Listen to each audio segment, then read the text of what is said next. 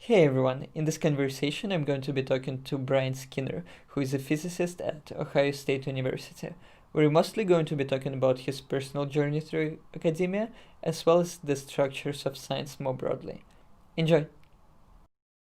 So, uh, I'm very happy to be interviewing you.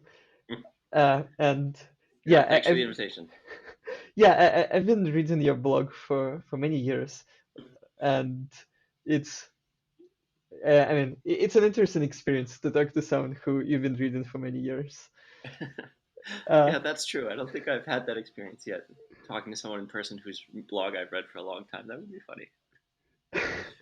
the yeah, so so so so the thing that I wanted to basically the things that I'm most interested in are like science and like the structures of science and Hmm. your personal experience in science and around science and like I guess it all starts with undergrad and like how did you get into Virginia Tech and like why didn't you go to MIT or something?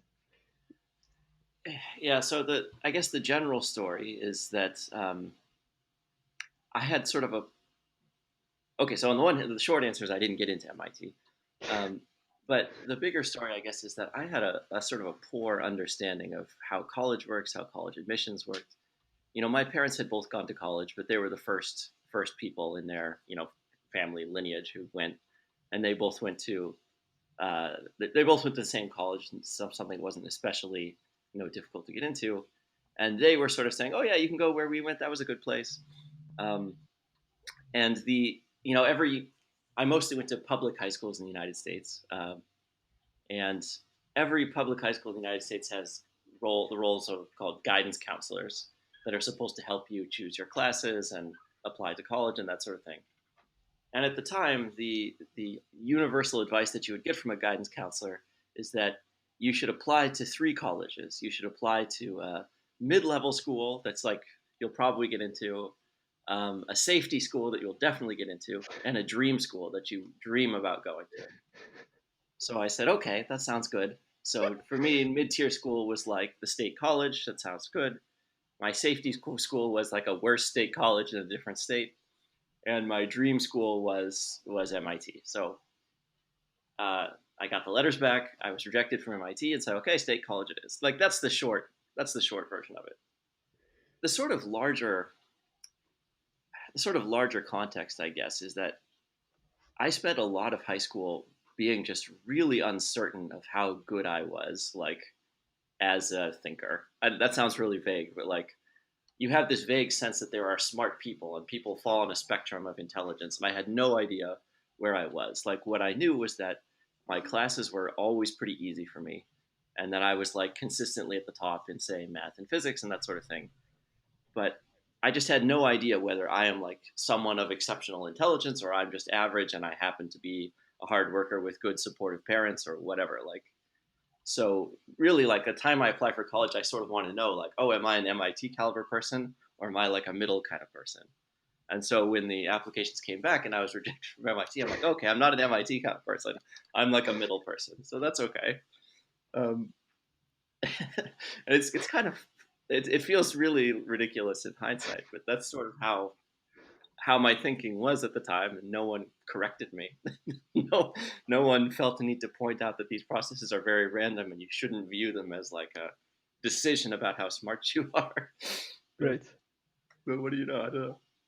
Yeah, hmm, it's really funny. It's really funny how like how much the level of information people have i- uh, when they apply to college. Like it seems that like it seems like in retrospect clear that what you should have done is you should have just applied to like top 20 schools and you Yeah, probably would have gotten into like CMU or somewhere. And it's also funny for me personally because I feel like I have a kind of similar experience where I ended up getting into an economics program and like after I got in, it turned out that a lot of my classmates got in because they were like writing a Russian economics Olympiad, about the existence of which I was not aware of. And Yeah. I was like, oh, you could have done that, it turns out, and you could have like spent uh, or saved yourself so much mental energy like writing endless state exams, and like Hmm. could have just like written an Olympiad. Uh, and it was some sort of this hidden knowledge where like, but yeah, Yeah, I definitely have slowly become aware of the extent to which there's like hidden knowledge, or maybe not hidden, but you have to have the right person tell it to you, and if you don't have such a person, like it makes such a big difference. right. Yeah, we also had this recent, I guess, exchange on Twitter about the same thing in relation to science fairs. Yeah. And Right. Yeah. Yeah, that was amazing. So, one of the years in my high school, I was in Northern Virginia, like a DC suburb area, Washington DC suburb, and that's an area that has like regions that are just full of people who are working scientists, or who generally are like very wealthy, elite sort of class people. And the school I went to wasn't really like that. It was more or less a normal public school. And so we had uh, our like school science fair. And to me, any time I had seen a science fair was you look up in like a science textbook some principle, and then you make some experiment that demonstrates that principle, and then you show it to people. So I did something like that, and I did like a thing on gear ratios and how gear ratios work, and like really I just had like Legos and like little Lego cards and showing how different gear ratios affected the speed and the torque of whatever.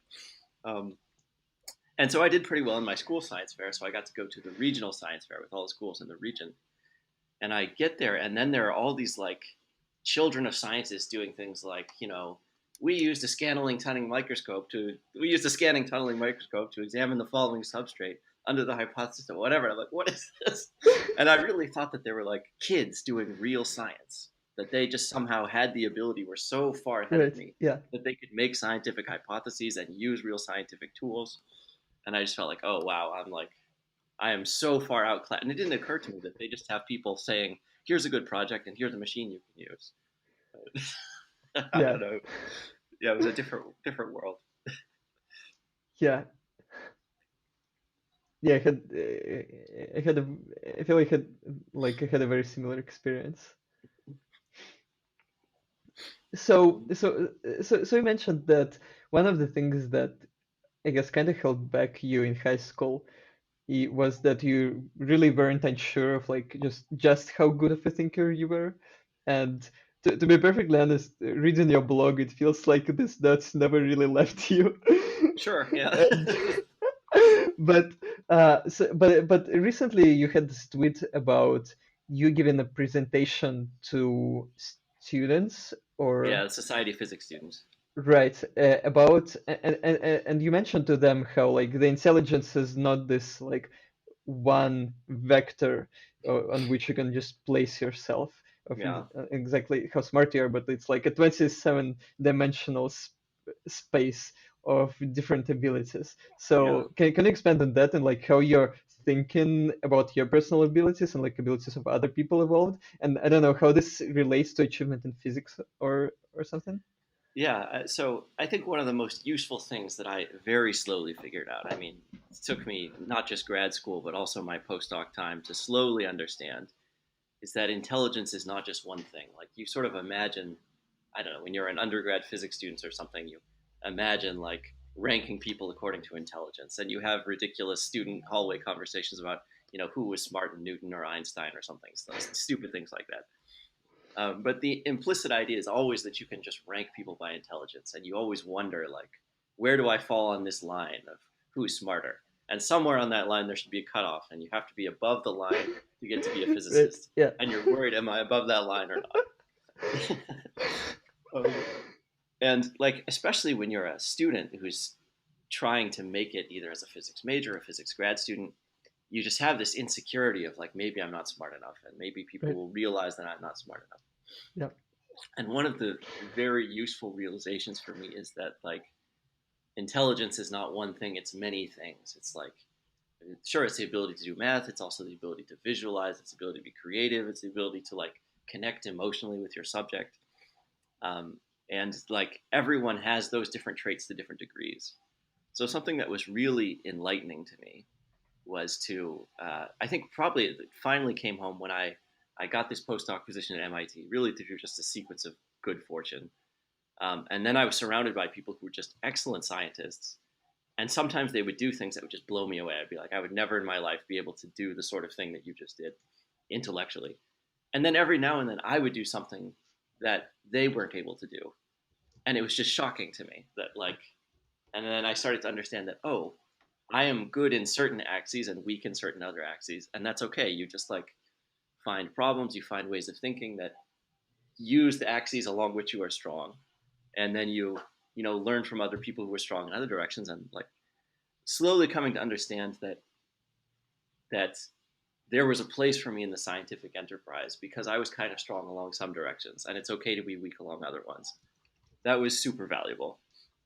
I think that was a really important discovery for me, and to really understand it that way probably took uh, almost 10 years of doing physics.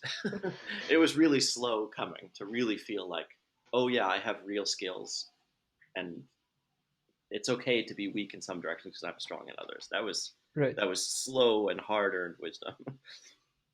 So, what are your strong directions, I and mean, how does this like as a like probably you tried like to capitalize on them, and like how exactly do you choose what problems to work on, and like how can you like is it possible to like use other people who are different good at other things and like collaborate with them and do projects that neither of you were able to do, and like publish a paper that neither of you would have been able to publish?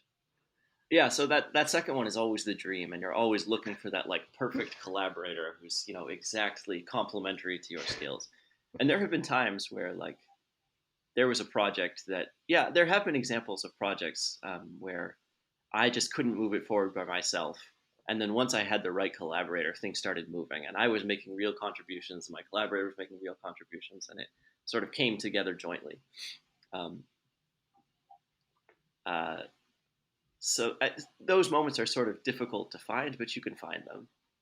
Um, my personal strengths, I guess, if I were to try to assess myself, which is always difficult, I guess as a theorist, I'm unusually bad at math, and that's embarrassing to admit. Like, because when you're like a young student trying to make it as a theorist, you imagine that theory is like who can do the most, you know, technically difficult mathematical calculations and so forth.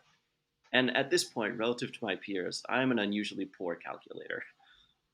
It takes me a long time to like grasp what sort of mathematical manipulations are done to understand, formal approaches.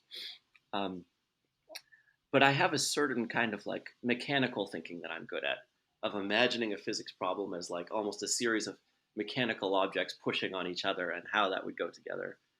I tend to be a pretty visual thinker, and maybe more than anything else, I'm a very narrative thinker. Like I think about physics problems as if they were storylines that have like a good guy and a bad guy, and how is the good guy going to defeat the bad guy? Oh, he's going to use this clever mechanism, and so it makes me good at putting together a line of like a sharp questions and ways they can be answered, and it makes me fairly good at giving talks, I think. So it's Right. funny to recognize those as strengths because you don't recognize them as important for science, but I think in those directions I tend to be pretty good. Huh.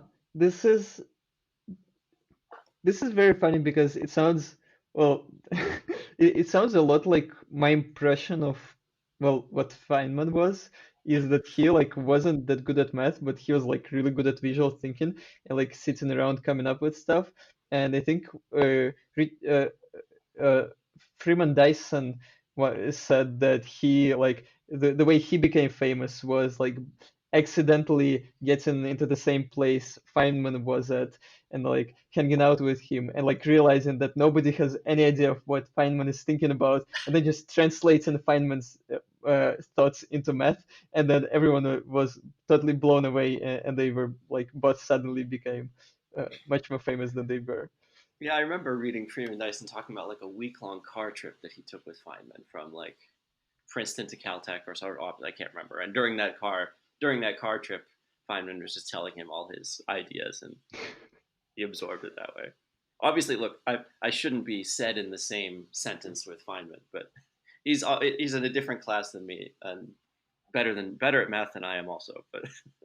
But yeah, it turns out that that's a real important skill to have, sort of visualizing physics problems as like stories with actors. Right. Turns out that that's useful. Right. So going back to academic institutions, Mm-hmm. so how did going to Virginia Tech affect you? And specifically, like the angles I'm like in particular interested in is like the intellectual milieu that was there and that could have been you would have if you went to MIT or CMU, and like the aspects of prestige and how this affects which grad school you go to, Yeah. and how did like and especially like what did you learn about all of this after you did your postdoc at MIT, and like what sort like did you get any like sudden realizations? Yeah. Uh, That's an interesting question, and there are a couple ways it can be answered. So the most obvious way, and like my strongest feeling for a long time, was that I just had a really excellent education at Virginia Tech. Like I had very good professors. I had like a community of people who really cared about helping me succeed. So like I could do undergraduate research with a professor, and that professor's only goal would just be to make sure that I'm getting a good project, getting good letters, that I'm learning, and there was never like you know the more common experience of having a professor who's really busy and they give you a project, and if you don't do very well, then you're kind of abandoned. Like I feel like I was really supported. I had good teachers. I was able to do like good summer research. So I think at the time of graduating, I said that I have as good an education as anyone in the country. Like I had a really good experience. Um, uh, it's only somewhat later that I came to realize that there was something that was missing that I missed out on by going to a less prestigious university. And what I missed out on is like a strong cohort of peers who were interested in physics and wanted to talk about physics and were really clever and that you could learn from. And even in graduate school, I didn't consistently have that. I feel like I only really saw that uh, late in grad school, where I went to like a physics summer school, which is somehow more selective. And I went to this. This was called the Boulder School of Physics, and I went there, and it was like a month long program where you had classes and you just had lots of time to sit and talk to people. And I feel like that was the first time I was surrounded by people who were really interested in physics and were going to be physicists just for sure. And it was just amazing. Like somehow I just felt like I could just sit down next to someone and say, "Hey, teach me about such and such." Like I didn't understand it from lecture, tell me about it. And that person may not have understood everything, but they would have understood something, and they could teach it to me, and I could learn something. And then it was just so exciting. We spent the whole summer like just talking about physics, and there was nothing in the world better than talking about physics. And like I suddenly just felt so envious that I had spent all my life up till now without having an environment like this, like an environment of people who understood things and could teach it to you and were excited to learn from teach each other.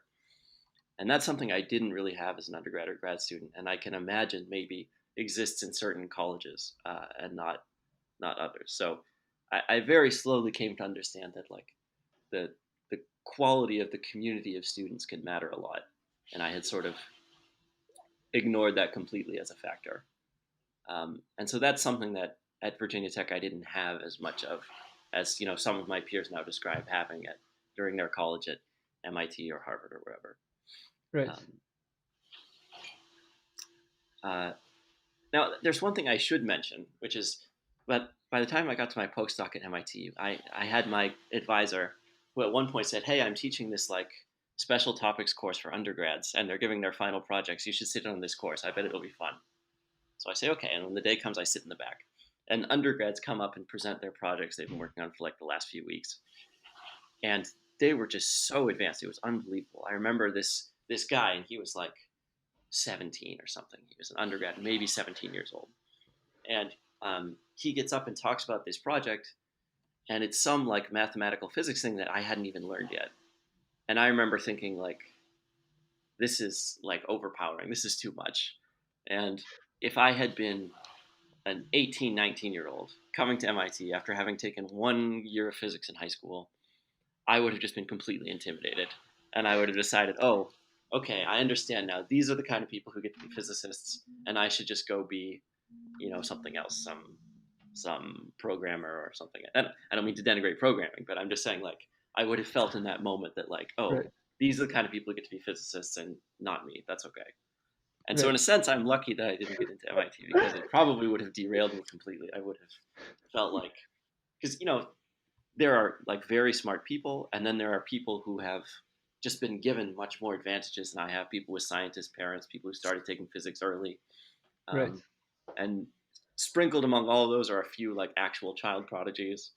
And I think I don't think my confidence would have survived. Right. And also probably a factor here is that by the time you would have encountered all of those people, your 27-dimensional theory of intelligence would not have developed yet, and the Exactly only right. thing you would have been able to see is that like I'm worse at everything, and like oh like I'm not worse at it, but like I'm clearly to the left of them on this vector of intelligence, and I'm clearly That's not right. I've stupid. said I'm on the wrong end of the number line here. Yeah, Okay. right. It's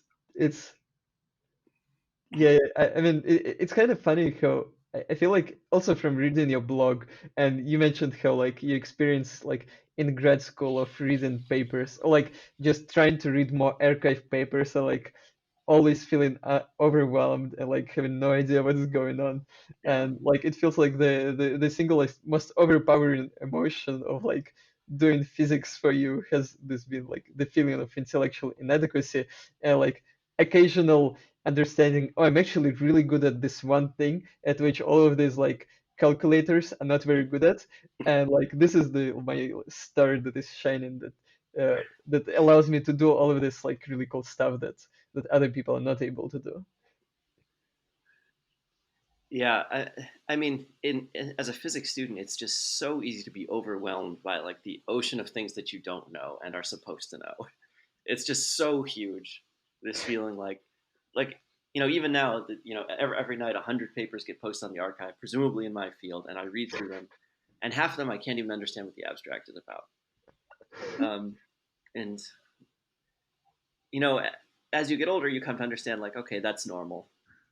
Specialization is real, and but as a student, it's just like it's too hard. I Right. remember people telling me you should read the archive over every night, and as a grad student, trying to do that and just feeling like it was too emotionally difficult for me to read the archive. I couldn't do it. I wasn't mature enough for that. Right. um, Huh. So, well, I mean, despite all of that, you made it, and you I did did get the make it faculty. eventually. Yeah, it was a long road, but I eventually got there. And you're now a tenure track faculty. Yeah. So, uh, I don't know, how fun is it to be a physics professor? Were your expectations satisfied? What do you like the most about it? What do you like the least? I mean, I think I had a pretty good idea. I had been a postdoc for so long that I think I had a pretty good idea of what being a faculty is like. It is kind of jarring how fast your life changes when you go from postdoc to faculty. Like in your postdoc, all you do is research and apply for jobs, um, and then suddenly you're faculty, and so many more things are on your plate. But I mean, it's fun. Like it's a fun and exciting job, and I knew this, and that's why I wanted it so much.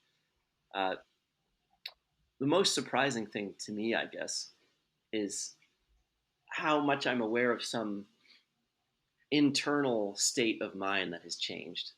Like when I was a postdoc, I felt like my primary job was do good science and communicate that science.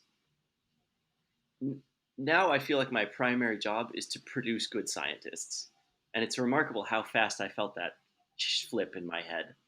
That like I feel like the most important thing I do is train graduate students to become good scientists, to give them opportunity, to whatever ways of thinking I have that are strong, teach them, communicate to whatever, impart that to whatever degree that I can, and to recognize what they're good at and show them that they're good at it. Um, so I really think about my job more in terms of producing scientists now rather than producing science. and it's funny to have felt that internal state flip so dramatically. Um, I find myself like, and this is probably bad because I don't have tenure, but I find myself relatively unconcerned with whether I get credit for anything, like whether I produce something great that is acknowledged to be great. It just doesn't feel very important to me anymore in the way that it used to. And Huh. what feels exciting and valuable is like talking one on one with my students, helping let's do research together, let's think together, talk through things, and seeing them develop feels uh, more urgent than I thought it would. Like I expected that it would feel meaningful, but it feels like that is my job. It's it's been surprising. Um, Huh. But I mean, was it like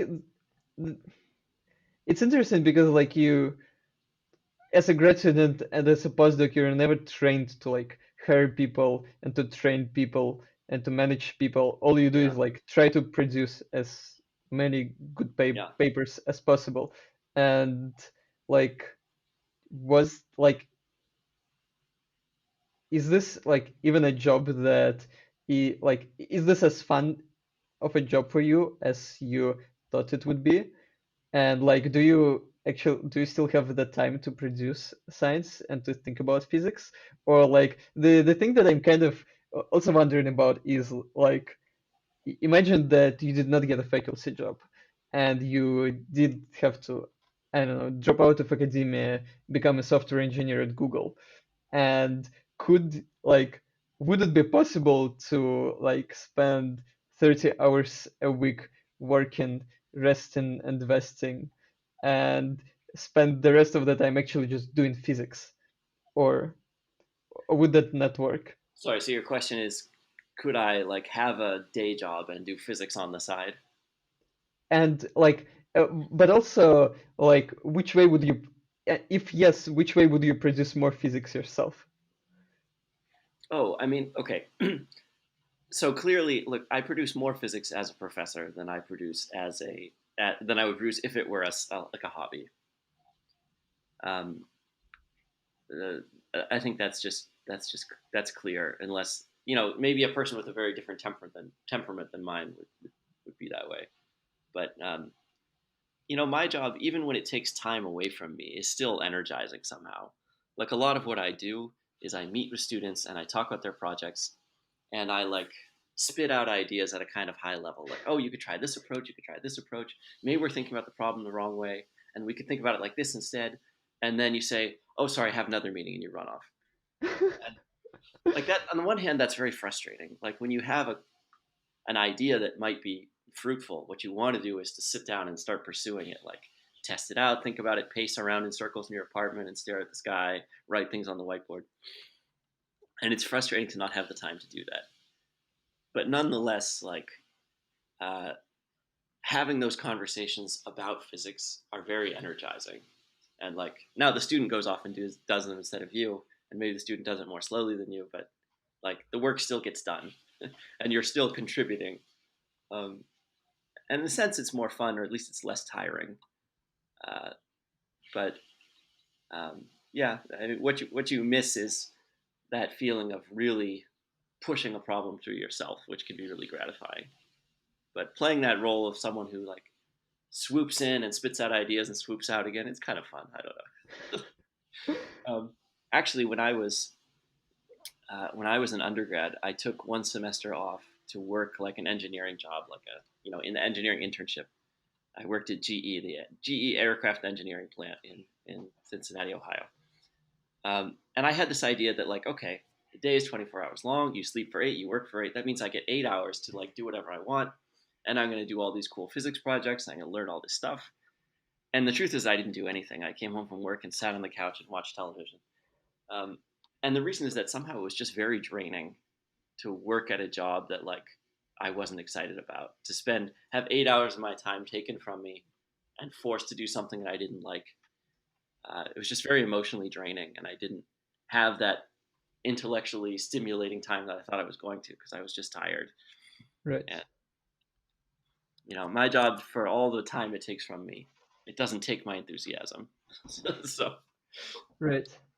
Yeah, I think this is yeah, that's actually very good and very interesting point. I think that for a lot of people, like they do have like a similar thought process that, well, I'm going to take a job I don't really want, and it is going to pay the bills, but I have so much free time.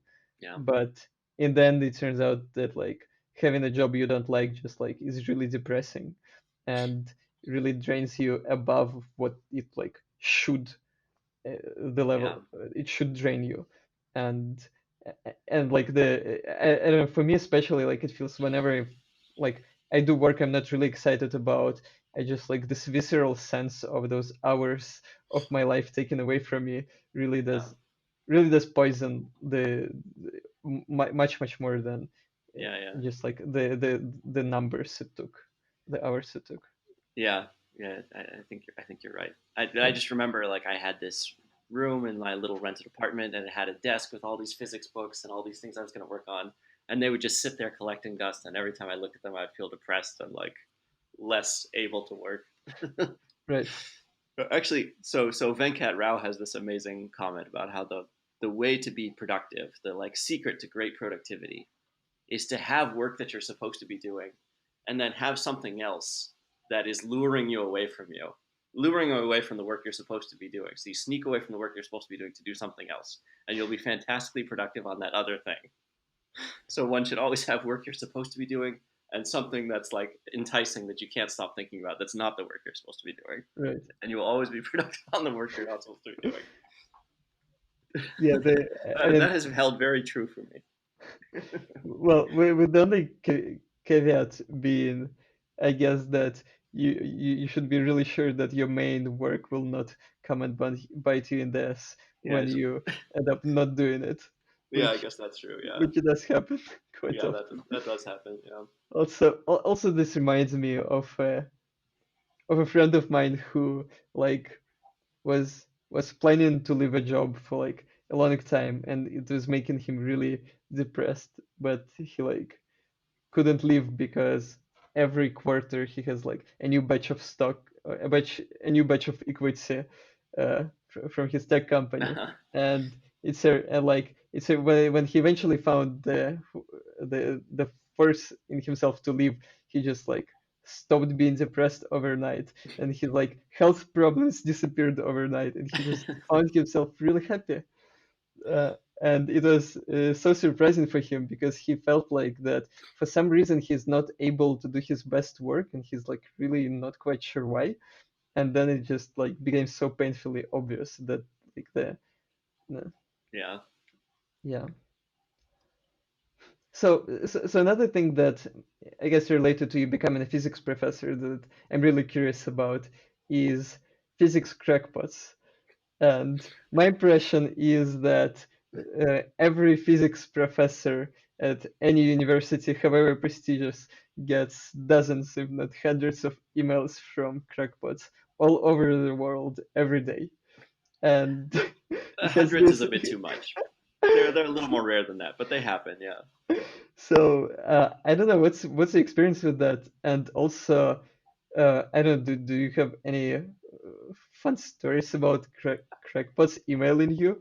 Have you been able like have you found any diamonds in the rough who like found something interesting? Have you been able to help someone? Okay. I have my very favorite crackpot story, which I will tell you in a second, and it's um, but the maybe direct answer is that you start getting you start getting crackpot emails pretty much as soon as you're on any kind of directory in a physics department. So in graduate school, I started getting them just because there was a directory of every. So there's some people who just download, the list of everyone with a physics department email and send to everyone. So I remember as a grad student, when like there was the Higgs boson excitement was at its peak, getting an email from someone saying that he had found the Higgs boson and attached as a photograph of it. Everyone is saying that's very small, but in fact, it's almost a centimeter in size. Um, so some of them are very fun. The truth is that usually you don't engage with these people at all. Some of them are quite sad. Like you get an email from someone who clearly has some, mental health problem that they're struggling with, and you don't know how to help them, and usually you just don't respond to them and you feel guilty. Um, uh, my favorite. Oh, so I should say also that there's like a every year there's the annual American Physical Society meeting. It's a big meeting with like 11,000 people or something, and they sort of have a policy that anyone who signs up for the meeting and pays the registration fee is allowed to give a talk. The problem is, what do you do with like the many crackpots who come and just by they're allowed to give talks just by virtue of having paid the fee? Uh, and so what they end up doing is basically putting them in special sessions that we informally called the Crackpot session. And it's never called the Crackpot session. It's always called something like Foundational Issues in Quantum Mechanics. Um, but you look at the just the titles, and you can immediately tell, okay, this is that session. And once I went out of pure curiosity just to see, like, okay, what is this like? This is going to be funny. Almost like, let's bring popcorn and watch this. And it was much sadder than I thought it was. It's like it's all like some retired engineer who spent his life working on something and now feels like now I'm going to make my deep contribution to human knowledge. And so they sit down to study quantum mechanics, and they quickly decide that this doesn't make sense. And then they think because it doesn't make sense, that must mean there's something wrong. So I should find the alternative to it. And you just have all these people standing up and giving talks that are like, Einstein was wrong because how can time be different for two different people? It can't. And I propose that the answer is, and then something. And then it feels sadder than you think. Sadder than you expect, less fun. Okay, I'll tell you my very favorite crackpot story. And this one is also a little bit sad. When I was at MIT, I was kind of adjacent to a kind of, I don't want to call it a scandal, but a very newsworthy thing involving claims of superconductivity. And anyway, for that reason, I ended up getting my name in the news. And then one day I got an email from Maximum Security. Sorry, I got a letter, a physical letter, and arrived in my MIT like mailbox from a maximum security prison. And I go, okay, what's this? So I open up the letter, and there is someone who just like you just immediately open the letter and it looks crazy. Like it's someone who writes in all capital letters and who never puts spaces, only puts dashes between words, and has filled like 4 pages of just really dense scrawl. And I go, oh no. And it starts with, you are in the news about physics. I have the following physics questions. And I'm like, So I start reading the letter. And actually, the first couple questions he asks me like 3 or 4 questions. And the first ones are just extremely reasonable. Like the first question was, if I take a metal and put it under high pressure, will the resistance go down? Can I induce superconductivity this way? And I'm like, oh, wow, that's like an amazingly reasonable question. The second question was, if I similarly take like a semiconductor and I put it under high pressure, can I reduce the defects and improve the efficiency of like solar panels? And I'm like, okay, wow, maybe this guy has like training. And I remember the third question was, can you make a device that calls down lightning on people? um, and so I'm like, oh, okay, maybe I'll. And I'm feeling bad. And then there's some statement at the end like, please help me. I have almost no access to books or computers here and would be interested. And there's even a statement like, if any of these ideas are, fruitful, feel free to use them and write papers and make patents. I can't do that sort of thing. So I'm like, okay, this is a nice guy who's having trouble, whatever happened. So I start composing like a kind of nice letter to say, actually, those are good ideas, and sending him some references and maybe like clippings of articles or something. It occurred to me in the midpoint of writing this letter that I should like Google this person's name and to find out who. This was a mistake. I shouldn't have done this, but I Googled the person's name, and he had like murdered 7 people or something, and his picture is all over. It looks exactly as crazy as you expect this person to look. He looks like this movie stereotype of like a serial killer. Whatever. I sent my letter anyway, and he sent another one that was nice. So we briefly had a correspondence. I left MIT, and he doesn't know my address anymore, I think. But yeah, that was really shocking to get a letter from a maximum security prison, and then to have Anyway, that's my most beloved crackpot story, I guess. Huh. So But sorry, you asked, have I ever found someone who's like really like a gem of a, you know, someone who has real physics ability? And the short answer is no. Partly that's my fault that like I don't spend enough time engaging with these people to see. But you get enough of those that you just kind of dismiss them usually. Right. Um, Yeah. yeah, the big trait that I see in like the Crackpot letters is not a lack of knowledge. It's like a lack of understanding that something that feels very right doesn't have to be right. That like you can have an idea and it feels really clever and it feels like it has to be right, but it's still probably wrong. And like the crackpots don't understand that. They think that when an idea occurs to you and feels really right, that means it's right and you should tell everyone about it. And they Right. don't understand like how vast is the space of things that feel right and aren't right. That's sort of what I see as like the defining trait. Right. Hmm.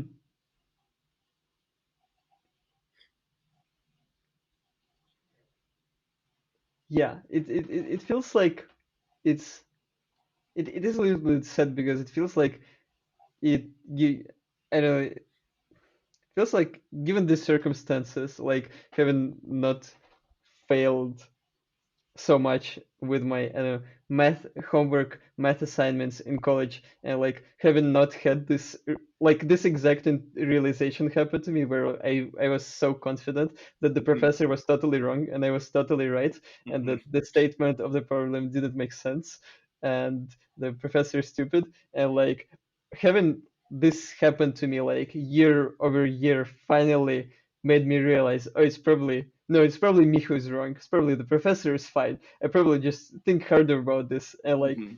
and like by doing this, I'll find a counterexample to my reasoning, and it feels like had I not had this experience and I would have lived my life for 40 years, and then Yeah. I would have become bored and just and the recipients of my boredness would have been physics grad students and professors.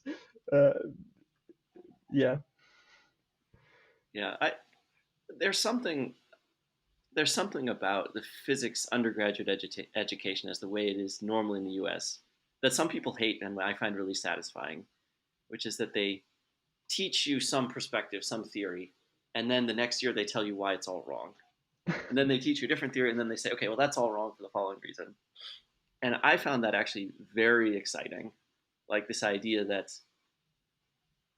there is no reality, there are just successive approximations of reality. And that right. theories can feel like absolutely correct and turn out to be just conceptually completely wrong. Um, and I feel like that point, for all whatever failings of undergrad physics education, that point is made very well, and I liked it. I appreciated it. Right. That's why I'm a fierce defender of the teaching the Bohr model of the atom. Some people say don't teach the Bohr model, like it's wrong and it's ridiculous, and the right picture is the Schrodinger picture of all these like funny looking wave functions that look like blackberries or whatever. Um, but I really like teaching the Bohr model first and only then the Schrodinger model because I think Right. the Bohr model is really pretty and it's not literally correct, but whatever. Physics is not being about literally correct. It's about being like simple and nice and then showing the ways in which it fails later.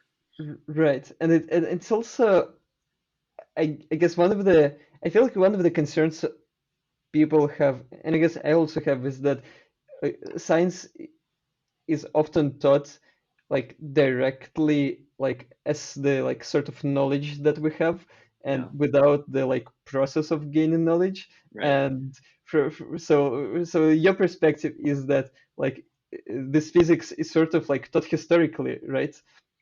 Yeah, Like well it's literally taught historically yeah, in that like you gradually learn how people thought, were like how Newton thought, and then like how people in 19th century thought, and now yeah, how people in 20th century thought, and you absorb this like uh, yeah, the evolution of human thought over centuries. yeah, Hmm. yeah. Yeah, you start to understand that like you don't have just like a recording of truth. You have a recording of different ways of looking at reality. You can take this perspective or this, and you understand that different perspectives are appropriate in different situations. And I just found that very satisfying. Um, Right.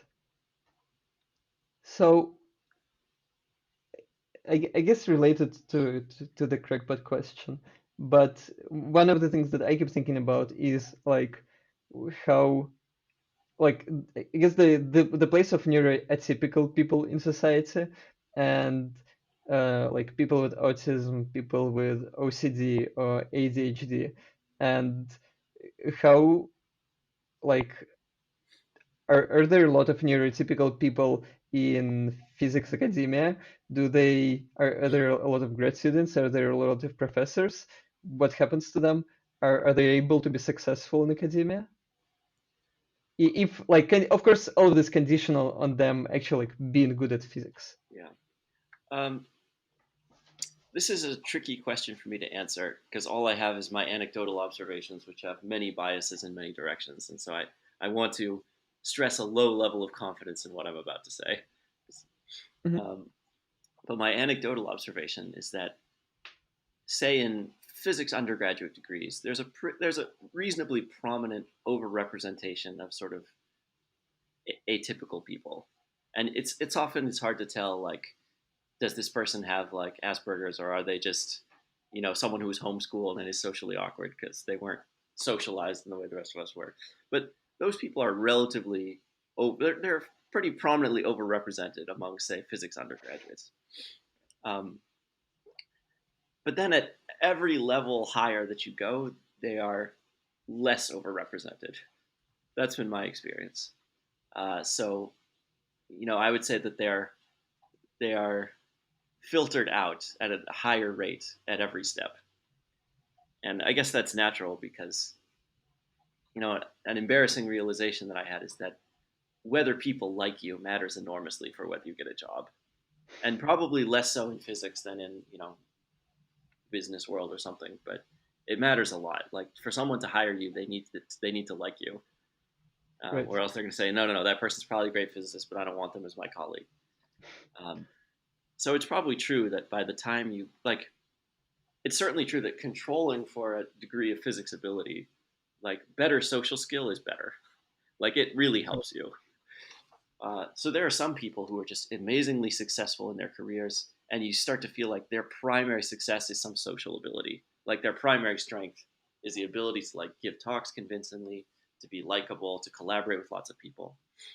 Um, and there are the people who are just very, you feel like they're very far along, say, the autism spectrum, and they have difficulty. And sometimes they succeed in a very prominent way. And sometimes they even succeed because their, you know, unusual personality allows a myth of the genius to build around them. Like, you can build a mythology about, oh, that person's so weird and completely brilliant. And, like, the weirdness adds to the brilliance somehow. Right. But I would say that those are exceptional cases. And, you know, physics is certainly not a field that, like, is indifferent to those things.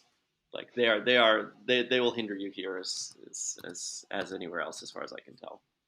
Right. Um, like, I really feel like one of the best things I did for my career in different stages was just to make friends with the right people. Like, at MIT, I made friends with some really brilliant people, and later they would be like, "Hey, let's talk about whatever. Let's collaborate."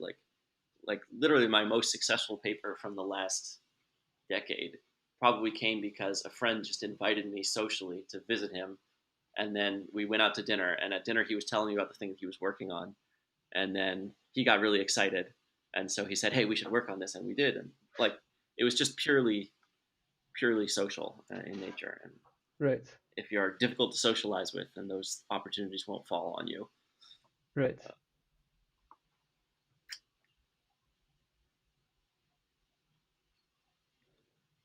Yeah, it is in yeah, also, well, I guess I'm much younger than you, but I feel like well, I guess everyone starts to get this realization that just how important relationships are in like all aspects of the career, even when it's like initially you think it's just like decided by brilliance, but like in reality, that's like you gave a really good example of like just like hanging out with really smart friends and Yeah, randomly deciding to collaborate, yeah, and it, yeah, and how like or probably like when you're getting hired, right? It's like very often just important so that someone would like tell you about the opportunity and then just told someone who does this like hiring that I know this guy, he's cool. yeah. Or Actually, I mean, to get a job, you almost need someone on the inside saying, "Hey, I know this guy, and I will, this person's really good." Like, actually, someone explained to me that to get a faculty job, you need two things to happen. You need someone who is lobbying for you specifically, someone saying, "I know this person, and they're really good, and we should get them." And you need everyone else to find you unobjectionable. If there's anyone in the room who says this person is an asshole and I don't want them down the hall from me, then you're done. You're out. right, So like what you need someone lobbying you for you specifically, and often that's a person who knows you from a different context, and you need everyone else to not have objections to you. right. So Now I so should say I haven't been on the other side of hiring process yet, so that's only my view from the applicant side.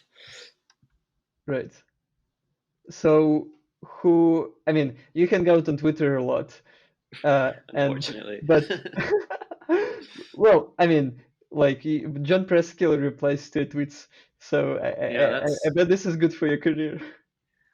maybe, I don't know. I mean, I think physicists are more and more like engaging with social media. For a while, I feel like writing a blog or being on Twitter was sort of viewed as a waste of time and something that was embarrassing that you should keep from people. But now, like, I really am sort of maintaining some social relationship with other physicists through Twitter, and I'm more likely to be known and recognized now because of it. So in that Right, sense, it's probably good. right. Uh, So, but like, who are your friends uh, overall? Like, are a lot of them physicists? Are they people you uh, met via your blog? Are they people you hang out on Twitter with? um,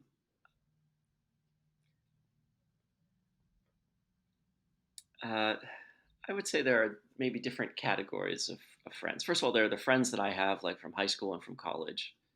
Um, but then since then, I guess all of all of my close friends I have met through physics somehow. Like physics sort of consumed my life, and so most of my friends are friends that I know through physics. And it's sort of true that friends that I can collaborate with, I maintain a stronger friendship with. Um, so uh, yeah, so they're friends that I met at the summer school, friends that I made as a postdoc. Um, uh, a lot. It somehow just turns out, and maybe this is an unhealthy feature of my life, that there is no sharp delineation from my social life and my work life. They get all blended a lot of the time. Um, Now, I will say that you talk about do you have friends that you made on the internet? I do have friends that I made on the internet, and they're almost like a separate category. I almost talk about them as real life friends and internet friends. So I have internet friends whom I've never met in person, and we just have like, you know, we have a very pleasant relationship that I view as like limited to this like small segment of my life, almost where both of us are playing a persona, online persona. But those are pleasant. Yeah, that's almost like a new category of friendship. That can be quite nice. It's different from an in person friend though. Right. Uh, yeah, I think we're about out of time. I'm not sure. Do you have? I probably have like another question or two. Yeah, sure, Uh, sure. yeah. So another thing that I was really curious about, regarding your personal life, is I think you mentioned in one of your posts that you got married during your undergrad. Grad school, second year of grad school. Oh, second year of grad school. Yeah, And this is much earlier than most people in I guess around you. yeah, that's true. And uh, I'm not really sure if you have like a specific question, but like in general, the questions are pretty general. Is the how did you meet your wife? How has your professional in person and a life experience been shaped by marrying at, I guess, around 25 instead of 30? It's hard to separate my view of my life from the advice my parents gave me on how to have a life and how to like. So my parents told me very explicitly, like, get married before your career is established, before you can afford it, before it's convenient. Like that way, the primacy of your marriage is established first, and everything else accommodates it. And so that advice to me still feels very good. There's confirmation bias here, but like it felt like the right thing to do, and I did it, and it still feels like the right thing to do. I think it's certainly true that it was good for me as a graduate student to like have someone to come home to and who was uniformly supportive. Like graduate school can be a very lonely or an isolating time, and I'm very glad that I had that for me. Um, if so, my wife is also an academic, and like managing that problem. I mean, it's a real problem, and it's hard to manage. And so I have never personally wished that I waited until after I had a professor job to get married. I've never wished that, but I can easily understand how someone could, because it would have made the job search process a lot less complicated. Um, but uh, yeah, I don't know. I certainly have no regrets. So my wife and I actually knew each other in high school. Like one of the, I moved around a lot as a kid, but one of the years we were in high school together, had common friends, and so we sort of maintained a friendship. And then in college, we ended up going to two different colleges that were 2 hours away from each other. She was at the University of Virginia, and so Mhm. we sort of our I would say our romance blossomed over AOL Instant Messenger, and then it would proceed very slowly anytime I could borrow my friend's car to drive up to Charlottesville. And then we went to grad school together and got married in grad school. You know, so I certainly don't regret any of that. Uh, uh, yeah, it is true that I'm like, my parents got married very young, like age 20, 22. My dad was 22, my mom was 20. And so that felt very normal. And for me, getting married at 25 felt like waiting a while. Um, and but yeah, I'm now surrounded by people who got married in their, mid to late 30s. And, whatever.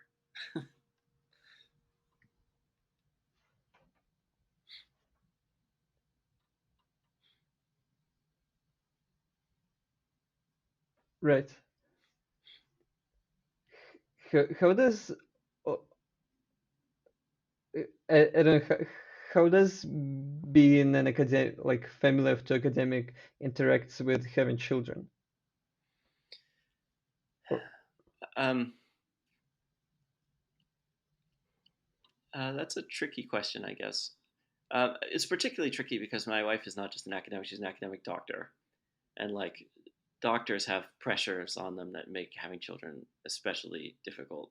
So, like for me, I'm at a stage where, my schedule. Actually, for most of my career since grad school, like my working hours have been very flexible. So the only constraint is like uncertainty about am I going to have to move soon and where am I going to move. Um, and I would say doctors have much more severe constraints on their time. Like you go to residency and you're expected to work 100 hours a week or whatever, and like I think much more serious constraints on childbearing come from that side. But for the most part, the academic life is pretty friendly to child raising. Like your hours are flexible, and um, you can work from home most of the time. Even in the pre-COVID world, you can work from home most of the time, right, or at least a good chunk of the time. right, Yeah. So I mean, people have different preference on whether they're willing to have kids at a time where like the job is so unsettled and you might have to move. And it wasn't so scary to me because that's how I had grown up, moving all the time and kids being born along the way. But for some people, that's a scarier or more unpleasant prospect. I guess it makes it much harder to lean on family. A lot of times you raise a child, you want to be able to get help from your parents, your in-laws, your siblings. It's much harder when you live this life of not being able to choose where you live. right.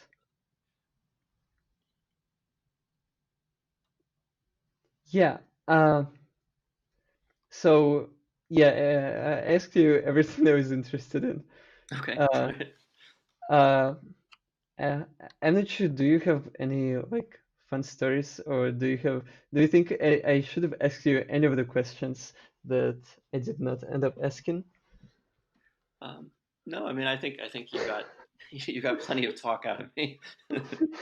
um, I mean, I guess it depends on whether you're interested in some part of the, you know, it looks like you're interested in the process of, converting people into scientists. And is there some part of that process that you feel like we didn't cover very completely, like like the high school era or the job application part of it, or the, I don't know. Hmm. Um, uh,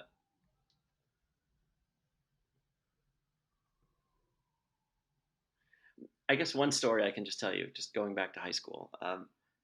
I had a very hard time deciding what I wanted to be. Like I didn't decide to go into physics until the end of undergrad. Um, I I went into college as a mechanical engineering major, and then picked up the physics major along the way, and didn't decide which of the two I was going to follow until I was really I had to wait until my senior project in mechanical engineering. And when I realized that even this senior project in mechanical engineering is not very exciting to me, then I said, okay, now is not maybe not a great. This is not the right direction to go. Um, but I remember that uncertainty was really difficult for me. Like, and part of it, I don't know how to say this in a way that makes me sound like a reasonable and not obnoxious person. But part of it was that like I felt like I was pretty good at everything.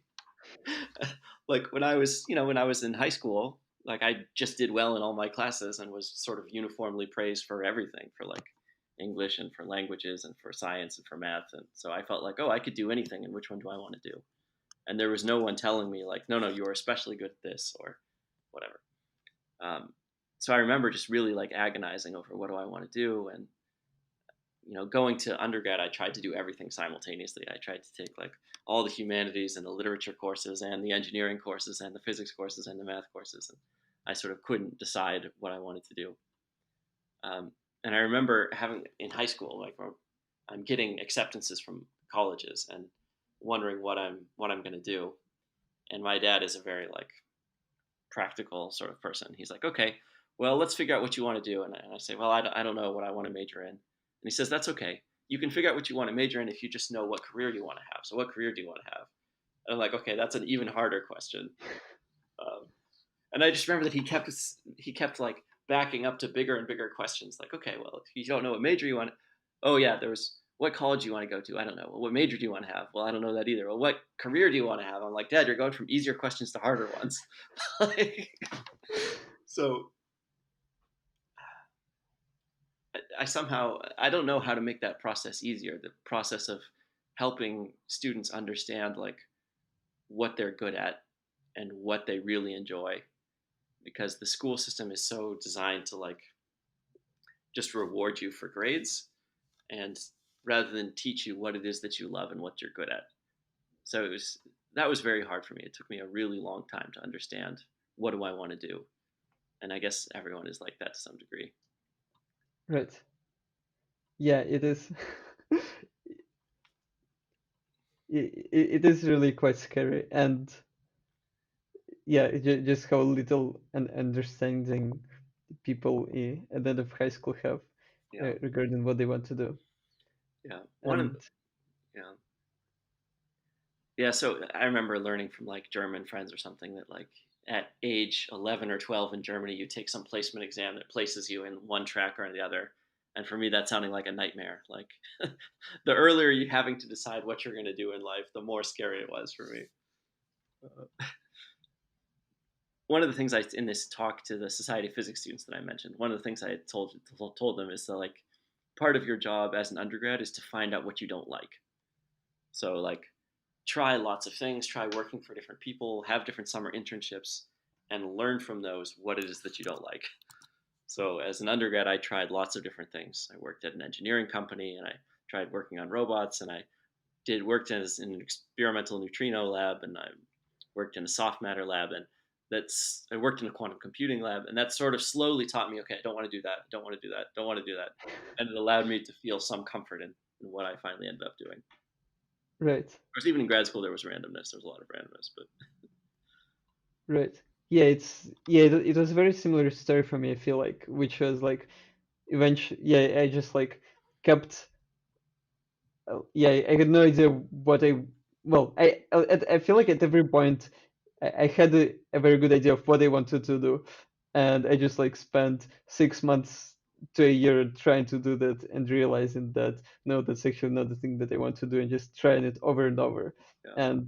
And it was, but like in the process it was very painful because like I just for years felt that I'm just like this person who goes randomly from one place to another, Yeah. and only like over the years I started to feel that, oh, it seems like there is a common direction, and that I am just like mapping out of the space of what it is Mhm. that I really want to do, instead of just like being like having absolutely no direction. Yeah.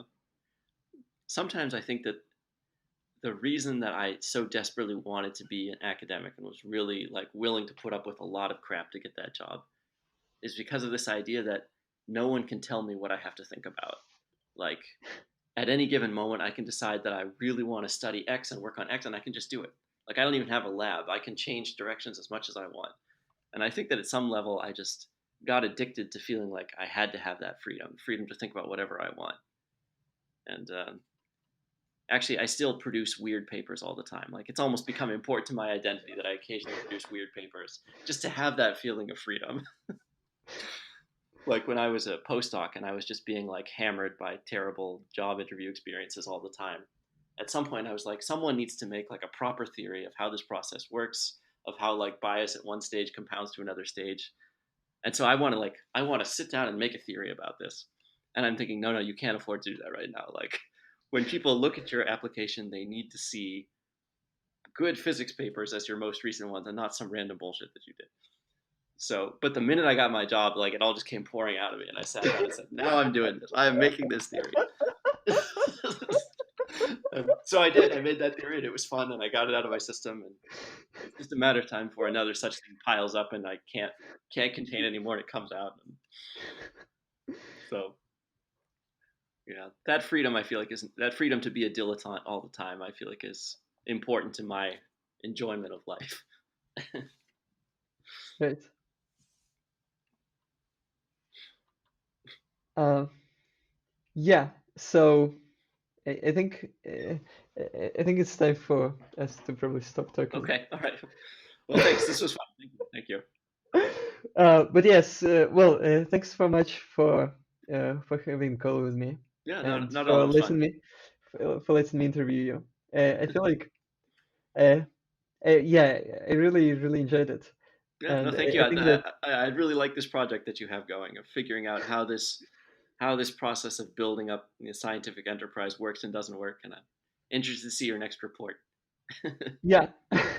Well, I'll try not to disappoint, and yeah, I guess I'll talk to you at some point in the future, Okay, probably. all right. Yeah, please reach out whenever. Yeah, see you.